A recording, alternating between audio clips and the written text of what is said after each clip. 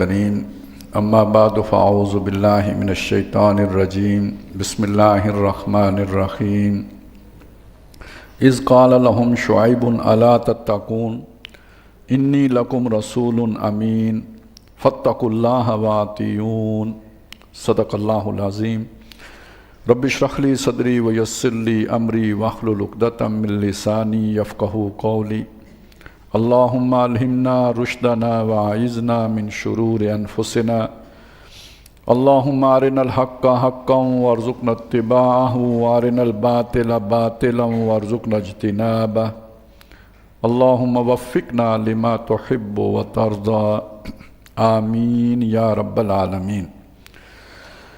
سورہ شعراء کا ہم مطالعہ کر رہے ہیں اور 176 نمبر آیت تک ہم نے پڑھ لیا تھا، اور یہاں انباء الرسل یعنی رسولوں کے احوال جو بیان کیے جا رہے تھے۔ حضرت لوط علیہ السلام کی قوم کا واقعہ بیان ہو گیا، اب آگے حضرت شعیب علیہ السلام کی قوم کا ذکر ہے۔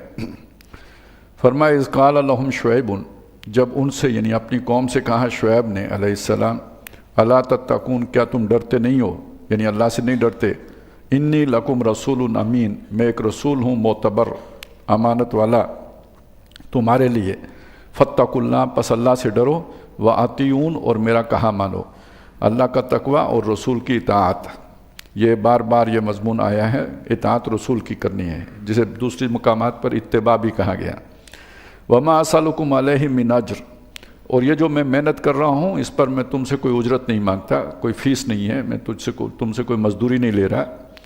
ان اجری الا علی رب العالمین، میری اجرت اور میرا صلہ تو اللہ رب العالمین پر ہیں، وہی عطا کرے گا۔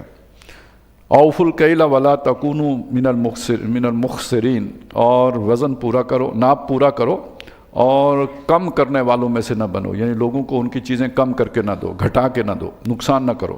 وزنوا بالقسطاس المستقیم، اور وزن کرو ڈنڈی سیدھی رکھ کر، یعنی اس میں وزن میں بھی کمی نہ کرو۔ ولا تبخسوا الناس اشیاءہم، اور لوگوں کو ان کی چیزیں گھٹا کے نہ دو، تھوڑی کر کے نہ دو، یعنی لینے کے باٹ اور ہوں دینے کے اور ہوں۔ اب یہ بھی تو ایک آج کل بھی ہمارے ہاں جو حکومتی سطح پہ ہوتا ہے کہ آپ نے سولر لگایا ہے، حکومت کو بجلی دیں گے تو 10 روپے کی ہوگی، اور واپس لیں گے تو پتہ نہیں، پہلے بھی 43-44 روپے کی ہوتی تھی، آج کل پتہ نہیں کوئی 60-65 کی سنائی کر دی ہے۔ تو اب کیا کریں گے آپ؟ خدا کا خوف نہ ہو تو کوئی کیا کر سکتا ہے؟ بس ٹھیک ہے، برداشت کریں، یا پھر سولر اٹھا کے تو پھینک دیں، یہی ہو سکتا ہے۔ تو بہرحال اسی طرح قومیں مجبور ہوتی ہیں، جیسے آج ہم مجبور ہیں نا، اسی طرح ہر دور میں لوگ مجبور ہوتے رہے۔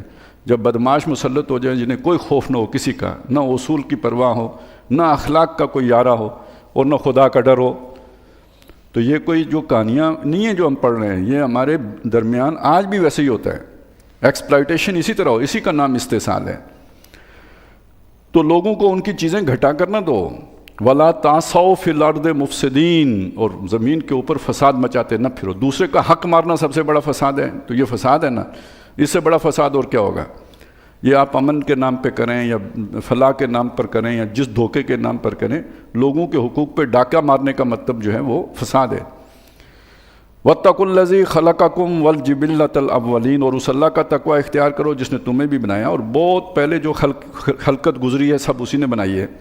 قَالُوا إِنَّمَا أَنْتَ مِنَ الْمُسَخَّرِينَ، انہوں نے کہا آپ تو کوئی ان میں سے ہو جن پر جادو کر دیا گیا ہوتا ہے، یعنی یہ کہ آپ کوئی نارمل انسان نہیں ہو، کسی جو ہے نا کوئی معلوم ہوتا ہے، یعنی یہ بڑی ان کی طرف سے رعایت تھی۔ یعنی وہ یہ نہیں کہہ رہے آپ پاگل ہو، یہ نہیں کہہ رہے کہ آپ کا دماغ خراب ہو گیا ہے، یہ نہیں کہہ رہے کہ آپ کے اوپر جو ہے نا کوئی کمپلیکس کسی کا شکار ہو، بلکہ یہ کہ آپ پر کسی نے جادو کر دیا۔ یہ ہمدردی کا اظہار ہے، یعنی یہ جو ہے نا وہ ایک طرح سے میٹھی ملامت ہے، گالی نہیں ہے اور ناراضگی نہیں ہے، جیسے کوئی اپنا قریبی آدمی کہتا ہے کہ معلوم ہوتا ہے آپ کو کوئی عارضہ لاحق ہو گیا ہے، کسی دشمن نے آپ کے اوپر جادو کر دیا، یہ وہ انداز ہے۔ کیونکہ یہ ہمارا مفاد ہے، اجتماعی مفاد ہے، لوگوں کے حقوق پہ ڈاکہ مارنا۔ آپ ہی اٹھ کے ہمیں منع کرنا شروع ہو گئے ہو، یعنی اپنے ہی پاؤں پہ کلاڑی مار لیں ہم، تو یہ معلوم ہوتا ہے آپ کے اوپر جادو ہو گیا ہے۔ وما انت الا بشر مثلنا، باقی آپ ہماری طرح کے ایک انسان ہو۔ وَإِن نَظُنُّكَ لَمِنَ الْكَاذِبِينَ، اور ہم سمجھتے یہ یعنی ہم ڈپلومیٹیکلی یہ بات کہہ رہے ہیں کہ آپ کو پہ جادو ہوا ہے، باقی ہمیں یقین ہے کہ آپ جھوٹے ہو، کہ جو بات کہہ رہے ہو کہ اللہ کی طرف سے یہ پیغام آیا ہے یہ جھوٹ ہے، یہ سچ نہیں ہے۔ فَأَسْقِطْ عَلَيْنَا كِسَفًا مِّنَ السَّمَاءِ، تو آسمان پر سے ہمارے اوپر اس کا کوئی ٹکڑا گرا دیں، ان کنتا من الصادقین، اگر آپ سچ مچ سچے ہو۔ تو یہ مسئلہ ہے، یعنی آپ جو نبوت کا دعویٰ کر رہے ہو اس میں آپ جھوٹے ہو، اگر سچے ہو تو آسمان کا ٹکڑا گرا دو۔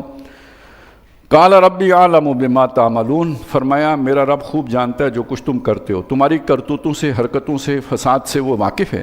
فکذبوہ، تو انہوں نے اسے جھٹلا دیا۔ فاخذہم عذاب یوم الظلہ، تو پھر ان کو آپ پکڑا ایک جو سائے کے دن کے عذاب نے، یعنی پہلے کوئی بادل آئے ہوں گے اور پھر اس کے بعد باقی کارروائی شروع ہوئی۔ انہ کان عذاب یوم عظیم، بے شک اس بڑے دن کا جو عذاب تھا وہ بہت یعنی وہ بڑے دن کا عذاب تھا، وہ بادل نہیں تھے۔ یا کان عذاب یوم عظیم، بڑے دن کا وہ عذاب تھا یقین، یعنی بڑا دن کون سا ہوتا ہے جب کسی قوم کا جو ہے نا جڑ کاٹ دی جائے۔ ان فی ذالک لآیہ، بے شک اس میں بھی نشانی ہے۔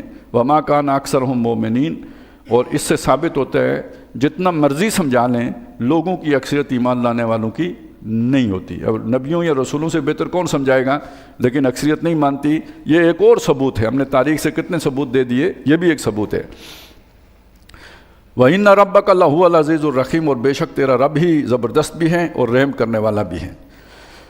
وَإِنَّهُ لَتَنزِيلُ رَبِّ الْعَالَمِينَ، یہ سارے واقعات سنا کر جو اگلی بات کہی وہ کیا ہے، یہ جو قرآن ہے نا یہ اسی رب العالمین کی طرف سے اتارا ہوا ہے، جس نے نوح علیہ السلام کو بھیجا تھا، جس نے ہود علیہ السلام کو بھیجا، صالح علیہ السلام کو بھیجا۔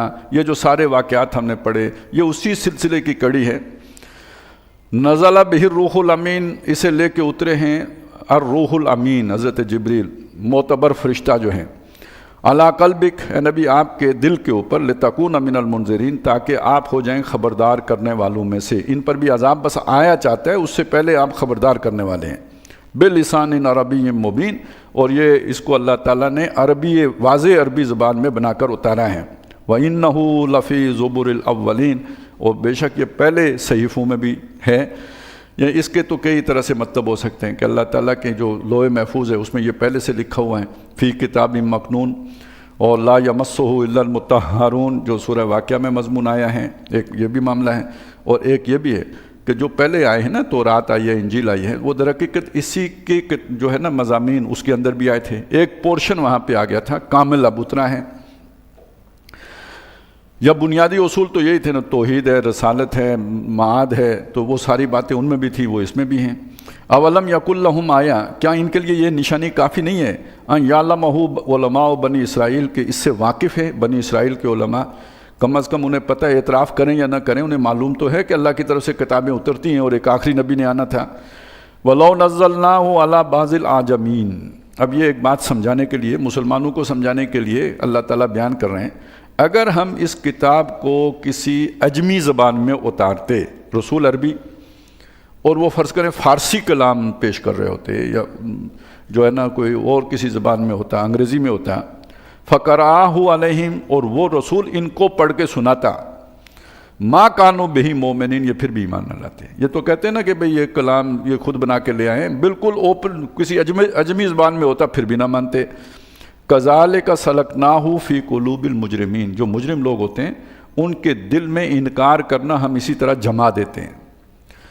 قوم نوح سے لے کے آج تک یہ ساری 8000 سال کی تاریخ اٹھا کے دیکھ لو، مجرم کبھی نہیں مانتے، کوئی نہ کوئی بہانہ بنا ہی لیتے ہیں۔ لا یؤمنون بہ، وہ اس پہ ایمان نہیں لائیں گے، حتیٰ یروا العذاب العلیم، جب تک کہ دردناک عذاب کو نہ دیکھ لیں۔ تاریخ بھی یہی بتاتی ہے، یہاں بھی یہی ہوگا۔ فیاتیہم بغتۃ، تو عذاب ان پر آئے گا اچانک، وہم لا یشعرون، انہیں پتہ بھی نہیں ہوگا، اچانک آن دمکے گا۔ فیقولوا ہل نحن منظرون، تب کہیں گے جب وہ عذاب کو دیکھیں گے کہ کیا ہمیں ڈھیل نہیں دی جا سکتی، ہمیں موقع نہیں دیا جا سکتا۔ افبعذابنا یستعجلون، یعنی اللہ تعالیٰ کہ ہمارے عذاب کی جلدی مچا رہے ہیں، انہیں شرم نہیں آتی یا انہیں کوئی خوف نہیں ہے، ہماری سزا کی انہیں بہت جلدی ہے۔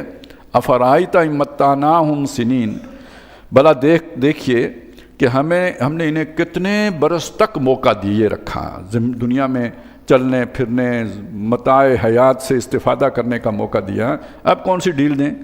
اگر ایمان لانا ہوتا تو اس عرصے میں سمجھ چکے ہوتے۔ ثم جاءہم ما کانوا یوعدون، پھر ان کے پاس وہ آیا جس کا ان سے وعدہ تھا، آخری نبی آئے، اب وہ عذاب جو ہے سر پہ کھڑا ہے۔ ما اغنی عنہم ما کانوا یمتعون، اور ان کے کچھ کام نہ آیا جو دنیا کا ساز و سامان ان کے پاس تھا، جو سوجھ بوجھ تھی، جو عقل تھی، جو علم تھا، یا یہ کہ جو دنیا کی سرداری، لیڈری یا اور چمک دمک تھی، وہ ان کے کام نہ آئی۔ وما اہلکنا من قریۃ الا لہا منذرون، ہم نے کسی بستی کو ہلاک نہیں کیا مگر اس کو خبردار کرنے والے تھے، اس کے جو انہوں نے آ کے اس بستی کو خبردار کیا، ذکرہ یاد دلانے کو، سمجھانے کے لیے۔ وما کننا ظالمین، ہم ظالم نہیں ہیں کہ بغیر سمجھائے، بغیر بتائے، بغیر کان کرائے کسی کو ہلاک کر دیتے۔ یہ بیچ میں جو مضمون آ گیا نا، یہ گویا مشرکین مکہ سے خطاب کیا گیا، اس اب آگے بات وہی آ رہی ہے، کون سی؟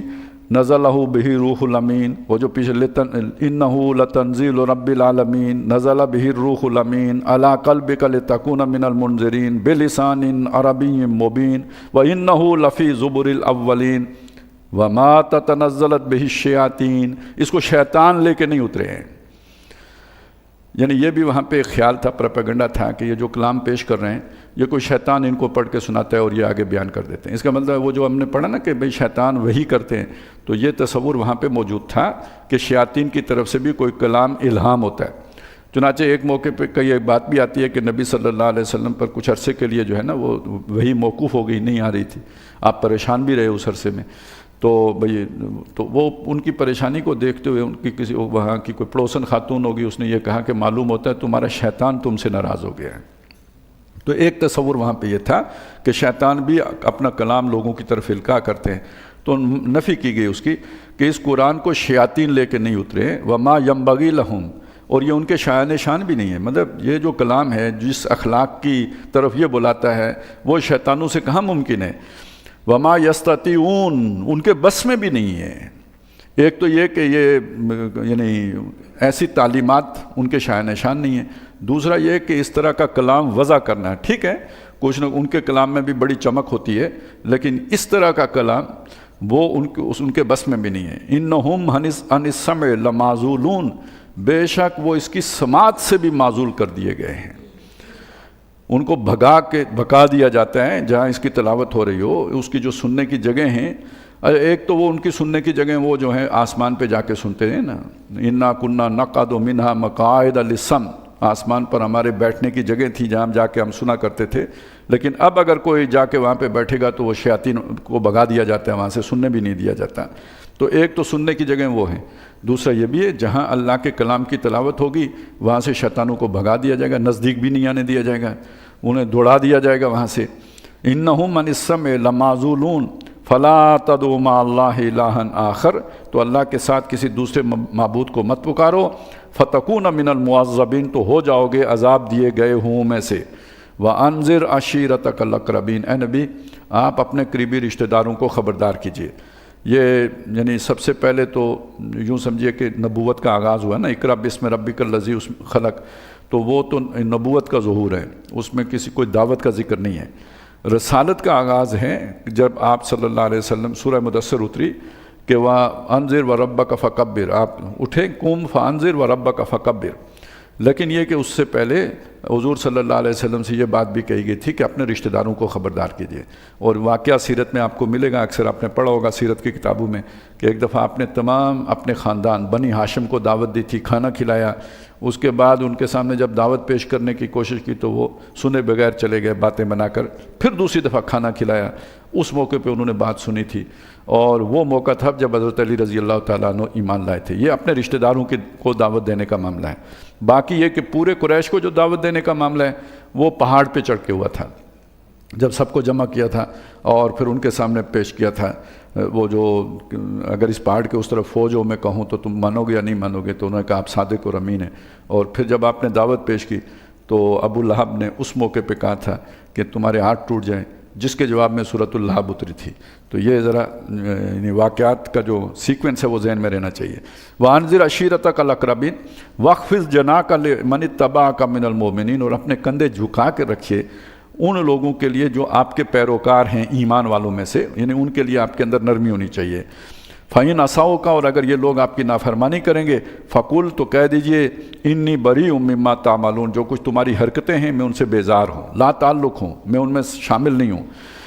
وَتَوَكَّلْ عَلَى اللَّهِ الْعَزِيزِ الرَّحِيمِ، اور بھروسہ کیجئے اللہ پر جو العزیز بھی ہے الرحیم بھی ہے۔ اب یہاں العزیز اور الرحیم کا مطلب وہ پچھلی جو ساری قوم میں تباہ کرنے کے بعد اللہ تعالیٰ نے یہی بات کی نا، اِنَّهُ العزیز الرحیم، کہ وہ زبردست بھی ہے اور مہربان بھی ہے، تو اس پر توکل کیجئے۔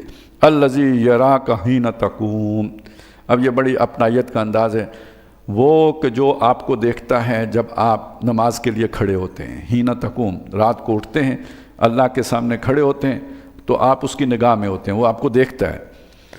وَتَقَلُّبَكَ فِي السَّاجِدِينَ، اور آپ کا جو پھرنا ہے، وہ جو گردش کرنا یا کیا کہتے ہیں اس کو، جو ایک یعنی چکر لگانا جو آپ کا ہے سجدہ کرنے والوں میں، جو لوگ صبح اٹھ کے اللہ کی حمد و ثنا کر رہے ہوتے ہیں، تلاوت کر رہے ہوتے ہیں، یا نماز پڑھ رہے ہوتے ہیں، یا سجدہ کر رہے ہوتے ہیں، ان میں جو آپ گشت کرتے ہیں، یہ لفظ تھا جو، یعنی ان میں آنا جانا آپ کا ہے۔ ایک بہت دور کا معنی بھی لوگوں نے نکالا ہے کہ یہ جو آپ آدم علیہ السلام سے لے کے آج تک، یعنی مختلف لوگوں سے ہوتے ہوئے آج اس صورت میں آپ ظاہر ہوئے ہیں، تو گویا ایک کی پیٹھ سے دوسرے کی پیٹھ سے آپ کا وہ جو ہے نا وہ ٹریول کرتے ہوئے جو یہاں تک آیا ہے، تو یہ سب ہمیں تب سے آپ کے بارے میں پتہ ہے اور ہماری نگاہ میں آپ۔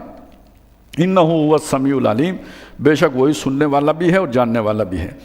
هل انبئکم علی من تنزل الشیاطین، اب یہاں سے ایک بات کہ شیطان اترتے ہیں، لیکن یہ کہ محمد الرسول اللہ کے پاس شیاطین آئیں اس کا کوئی امکان نہیں ہے۔ یہ مضمون جگہ جگہ قرآن مجید نے اس کی نفی کی ہے، اور کہ یہاں پہ بھی آیا ہے، سورہ یاسین میں بھی ہے کہ یہ شاعر کا کلام نہیں ہے، وما ینبغی لہ، نہ ہی نبی صلی اللہ علیہ وسلم کی شان ہے کہ وہ شاعروں جیسا ہوں۔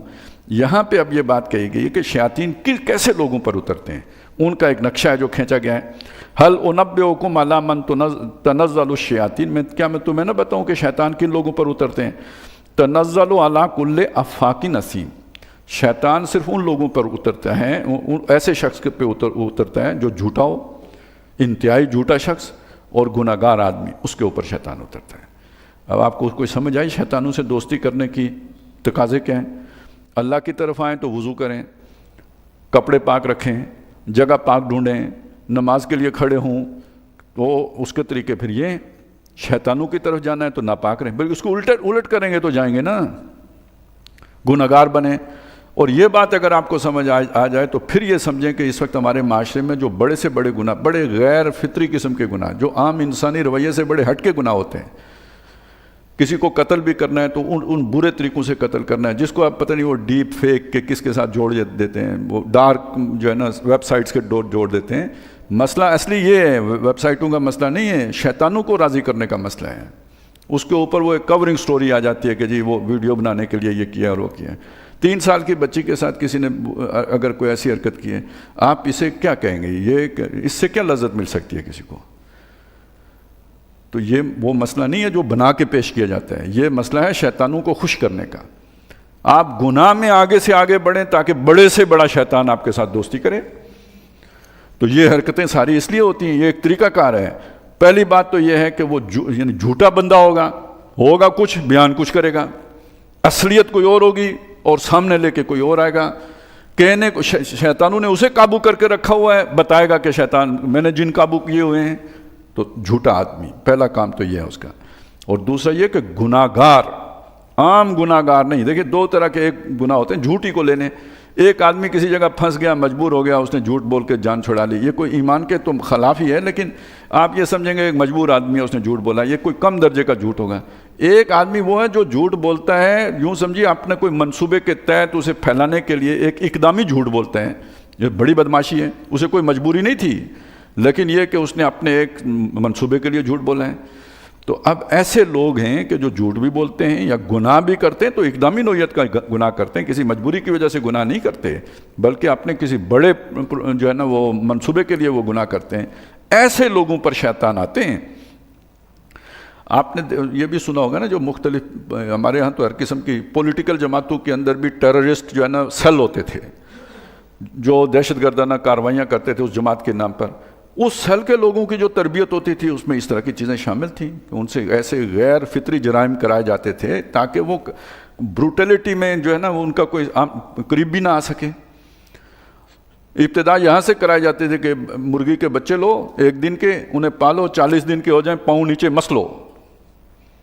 اب یہ ٹریننگ دینے کی کیا ضرورت ہے کہ ان کے ساتھ 40 دنوں میں کوئی نہ کوئی تو آپ کی ایک جو ہے نا وہ قلبی ایک وہ تعلق مانوسیت ہو گئی۔ اب اپنے اس نرمی کے جذبے کو ختم کر پہلے انہیں پاؤں کے نیچے مس لو، اور پھر اس کے بعد یہ تو پہلا قدم ہے نا، یہ الف با تا ہے۔ تو ظاہر ہے اس حل میں تو تب شامل ہوں گے جب اس میدان میں پی ایچ ڈی کر چکے ہوں گے نا، پھر تب پتہ چلے گا کہ یہ اس مقام پر ہیں۔ تو شیاطین ایسے لوگوں پر اترتے ہیں۔ الم تر انہم فی کل واد یہیمون، نہیں، اکثرہم کا یلقون السمع و اکثرہم کاذبون، وہ کان ڈالتے ہیں سننے کے لیے اور اکثر وہ جھوٹ بولتے ہیں۔ اب اس کا کیا مطلب؟ کان لگانا یعنی وہ تو جا کے جہاں پہ بیٹھتے تھے آسمان کے اوپر، جو فرشتوں کی کمیونیکیشن ہے اس کو سننے کے لیے، اور جو آ کے اپنے سناتے ہیں یہاں لوگوں کو، جو بھی ان کاہن ہوتا ہے جو ان کا دوست ہوتا ہے اس کو، اکثرہم کاذبون، جھوٹ بولتے ہیں۔ سنا تھوڑا، رائی کا پہاڑ بنایا، اور پھر یہ کہ اس کے بعد مستقبل کی پیشن گوئیاں کر دی۔ سو کریں گے تو چلیں ایک آدھ کوئی ٹھیک بھی نکل ہی آئے گی 1-2 سال میں، اور اس پر کاروبار چلتا رہے گا۔ باقی جو 99 غلط نکلی ہیں ان کو کون پہنچے گا؟ وہ تو غائب ہو گئی نا، وہ جو ایک سچی ہو گئی بس۔ تو آپ 100 جھوٹ بولیں تو کوئی ایک تو خیر کسی نہ کسی درجے میں تو ٹھیک ہو ہی جائے گا۔ تو اکثر تو وہ جھوٹ ہی بولتے ہیں۔ یہ تو معاملہ ہوگا کاہنوں کا، یا جن کے جنات کے ساتھ جو ہے نا وہ اس طرح کے رابطے ہیں۔ ایک اور مخلوق بھی ہے کہ جن کا معاملہ یہ ہے کہ وہ شاید گناہ ان کے نوعیت اور ہیں، لیکن ہے دل غافل ہے، وہ کہیں اور ہی چھلانگے لگاتا رہتا ہے۔ اب ان کا ذکر آ گیا، فرمایا وَالشُّعَرَاءُ، یہ جو شاعر مزاج کے لوگ ہوتے ہیں۔ اب ذرا شاعر کے لفظ کو بھی سمجھ لیجئے۔ شعر جو ہے نا، یہ شعر شین کے اوپر زبر لگائیں تو شعر بال کو کہتے ہیں، اور اس کے نیچے زیر لگا دیں تو شعر جو ہوتا ہے نا یہ کہتے ہیں جی بال سے زیادہ باریک بات کو۔ شعور کا لفظ اسی سے بنا ہے، باشعور لوگ جو آپ کہتے ہیں، مادہ ایک ہی ہے۔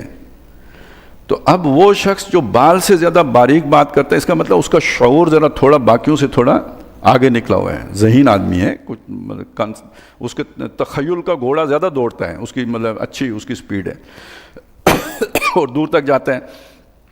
تو یہ جو شعراء ہوتے ہیں، یتبعوہم الغاوون، ان کی پیروی کرتے ہیں وہ لوگ کہ جو گمراہ ہیں، غاوون ہیں، بھٹکے ہوئے ہیں، وہ ان کی پیروی کرتے ہیں۔ کیوں؟ الم تر انہم فی کل واد یہیمون، کیا تم دیکھتے نہیں کہ وہ ہر وادی میں سر مارتے پھر رہے ہوتے ہیں، چکرا رہے ہوتے ہیں، چکر کھا رہے ہوتے ہیں۔ وادی کا کیا مطلب؟ یعنی ان کی سوچ پتہ نہیں کون کون سی وادیوں میں بھٹک رہی ہوتی ہے۔ کہ وہ ایک ہمارے یہاں تصور نہیں ہے جہاز کا، یعنی جب کسی نے کوئی نشہ کیا تو اب وہ زمین پہ تو رہا ہی نہیں، حقائق سے وہ اوپر اٹھ گیا، اور حقائق سے اوپر اٹھ کے وہ جیسے ایک آدمی کی جو ہے نا سوچ اڑنا شروع ہو گئی، یعنی وہ جہاز ہو گیا۔ اب زمینی حقائق سے اوپر چلا گیا، یہ جہاز ہے۔ تو یہ جو بغیر نشہ کیے جہاز ہوتے ہیں، ظاہر ہے وہ ان کو حقیقت پسندی سے تو ان کا کوئی لینا دینا نہیں ہے۔ اب وہ محبوب جو بھی ہیں ان کے تخیلاتی محبوب ہے، تصوراتی محبوب ہے، پتہ نہیں وہ تصور لیا بھی انہوں نے کدھر سے ہے۔ زمین کے اوپر ایسا محبوب پایا بھی جاتا ہے کہ نہیں پایا جاتا۔ جب وہ اس کے 16 سنگار بیان کریں گے، اس کی ناک اور لبوں کا ذکر کریں گے، وہ گلابوں کی پنکھڑیاں بنائیں گے اسے۔ اب یہ عالم واقعہ میں تو ایسا محبوب کہیں آپ کو ڈھونڈے نہیں ملے گا، کسی فیکٹری سے نہیں نکل سکتا ایسا محبوب، لیکن یہ کہ شاعر ایسا محبوب بنا لے گا اور کام بھی کرے گا۔ کبھی بلبل کے پر باندھے گا، وہ جو ہے نا یہ رگے گل سے، پھول کی پتی میں جو وہ ہوتی ہے نا وہ چھوٹی چھوٹی رگ، اس سے بلبل کے پر باندھتا ملے گا۔ اور کبھی چاند اور ستارے توڑ کر لا کے محبوب کے قدموں میں رکھ رہا ہوگا۔ اب ان میں سے کون سا کام عملاً ممکن ہے؟ آپ ذرا سوچیں، ذرا سا بھی ریئلسٹک اپروچ رکھنے والا بندہ ایسے بندے کے پاس کتنی دیر بیٹھ سکتا ہے؟ یہ بات ہے جو قرآن مجید آپ کو سمجھا رہا ہے، جس کو کوئی کام نہیں۔ یہ بڑا اللہ کا فضل اس پر ہوا کہ اس سوٹے مار نہیں ہے، لیکن یہ کہ اس پوٹینشیل اس کا سوٹے مار والا ہی ہے۔ یہ بغیر سوٹا مارے رہتا ادھر ہی ہے، فریکوینسی اس کی وہی ہے۔ کافی ہائٹ پہ پرواز رہتی ہے اس کی. تو یہ ایسے ہی لوگ ہیں جو ان کے پاس بیٹھ کے لذت لیتے ہیں. یہ ہوتی ہے ذہنی عیاشی، سوائے ذہنی عیاشی اور لفظی عیاشی کے اور کچھ بھی نہیں ہے. اور اسی سے انہیں سکون ملتا ہے. میں نے چلیں جی کوئی نظم سن لی، کوئی غزل سن لی، ہے کچھ بھی نہیں. یہ ہے وہ جو ہم نے سورہ انعام میں پڑھا تھا، زخرف القول غرورا، بات چمکیلی، پرکشش، اٹریکٹیو، بیچ میں کچھ بھی نہیں. نہ کبھی کسی نے چاند توڑا، نہ کوئی چاند توڑ کے لا سکتا ہے. لیکن دیکھیں نا، خیال کی پرواز ہے نا جس کی آپ داد دیتے ہیں، واہ واہ. تو یہ ساری واہ واہ جو ہوتی ہے یہ کون بندہ کر سکتا ہے؟ عملی بندہ تو یہ واہ واہ نہیں کر سکتا. وہ اسے پتہ ہے یہ کیا جو ہے نا جو پاگل پن ہے. وَأَنَّهُمْ يَقُولُونَ مَا لَا يَفْعَلُونَ، اور وہ جو کہتے ہیں وہ کرتے نہیں. ظاہر ہے دعویٰ ہی اتنا بڑا کر دیا تو وہ کہاں سے پورا ہو سکتا ہے؟ حالت تو یہ ہوتی ہے کہ محبوب جو ہے نا وہ کسی اور کے ساتھ چلا جاتا ہے. یہ ابھی سو گیا ہے ٹک روتے روتے، اس کے علاوہ اور کوئی کام نہیں ہوتا. مطلب پہلے چاند تارے توڑ کے لائے گا اور اب بیٹھ کے روتے روتے سو جائے گا. إِلَّا الَّذِينَ آمَنُوا وَعَمِلُوا الصَّالِحَاتِ، یہ تو معاملہ ہے عام جو شاعر ہیں ان کا. لیکن وہ شاعر جو ایمان لائیں اور نیک اعمال کریں. ظاہر ہے یہ عملی لوگ ہیں، یہ بیٹھے گپی لوگ نہیں ہیں. یہ محض جو ہے نا لفظی کرنے والے لوگ نہیں ہیں. یہ جو کہتے ہیں وہ کرتے بھی ہیں. ان میں یا ایھا الذین آمنوا لم تقولون ما لا تفعلون ایسے نہیں ہوتے. تو یہ سوائے وہ کہ جو ایمان لائے، جنہوں نے نیک اعمال کیے، وذکروا اللہ کثیرا، اور جنہوں نے اللہ کو بکثرت یاد رکھا، وانتصروا، اور بدلہ لیتے ہیں، من بعد ما ظلموا، بعد اس کے کہ ان پر ظلم کیا جائے. بیٹھے روتے ہی نہیں رہتے، میں زندگی میں ہر دم روتا ہی رہا ہوں، ایسا نہیں. بدلہ لے، جب ان کے ساتھ کسی نے زیادتی کی اس کا بدلہ لیا. وَسَيَعْلَمُ الَّذِينَ ظَلَمُوا أَيَّ مُنْقَلَبٍ يَنْقَلِبُونَ. تو انہوں نے دیکھیں نا کیوں اتنی شدت سے قرآن مجید نفی کرتا ہے کہ محمد الرسول اللہ شاعر نہیں ہے. وَمَا يَنبَغِي لَهُ، یہ ان کی شان سے بھی گری ہوئی بات ہے. اتنا تکلف کر کے کلام کرنا، ایک لفظ بھی وہ وزن پہ پورا آتا ہے کہ نہیں آتا، اچھا یہ نہیں آتا تو وہ ڈھونڈو. تو یہ کام ان کا نہیں ہے، ان کے شان بھی نہیں ہے. انہوں نے یہ تکلف وَمَا أَنَا مِنَ الْمُتَكَلِّفِينَ، آگے ہم یہ بھی پڑھ لیں گے. حضور نے فرمایا میں تکلف کرنے والوں میں سے نہیں ہوں. تو اپنے کلام میں بھی وہ کوئی تکلف نہیں کرتے. جو بات کہتے ہیں بے ساختہ کہتے ہیں، بلا تکلف کہتے ہیں. سوچی سمجھی ضرور ہوتی ہے، لیکن وہ جسے کہتے ہیں نا بیر بنانے میں اور لے اٹھانے میں کوئی تکلف نہیں کرتے. وَسَيَعْلَمُ الَّذِينَ ظَلَمُوا أَيَّ مُنْقَلَبٍ يَنْقَلِبُونَ. تو یہ ظالم جان لیں گے کہ ان کی قسمت کا اونٹ کس کروٹ بیٹھتا ہے، کس انجام سے یہ دوچار ہوتے ہیں.